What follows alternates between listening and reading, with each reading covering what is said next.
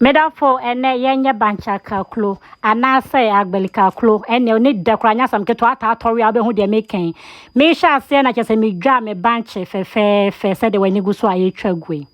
me wie ye na chese we no Bankye no me hohoro ho fe afa mi betwi no grade aso so me hwe na chese me no akwadwofo amantem akwadwofo hema me ntimi ntwi nti wo ayi nso a chopper na se blender no wa blend ne kama se de me guso a me ye ya na yesa no two alternative uni we ya obenya we a chese metwe ne kama so wo cheese clover obetimi ayusu woni bi nso awadu ko bi emu ha na se lesbia betimi aye ne kwa befa so abaye de ne wa wasema a chese ne machi ade mu chim ne nso ni nyina mfi mu kama ne ma me de ne twagwe enchi ne je na chese je ne me yambi na me twitwa bi nso kama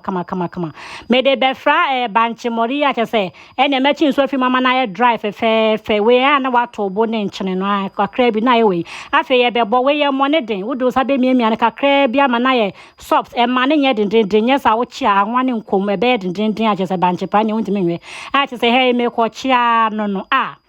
ade me na so ha ni hwam kranya sam keto ade hwam aya no wa ye bia de awia kete bia wo ne abusanti fe no wa ye bi no wa peku be bia kan no de aboma no so twede ade me ye wo a wonya bi wo a wo mpe enso ba beduru aba bedin se hu aba ene se wonim na ba ka me ntokwa me de Bankye Akaaklo ne be hwe wa ma free a compense hu bia wo ha ene ade na yesa akono me be we ni two every day be we two bedu na wo twema we Bankye Akaaklo wi a chete me ni abre me ho wa ni ji hu aya no wa follow me all social media handles na yin sen kwa ye ni ji e ho pa bye bye.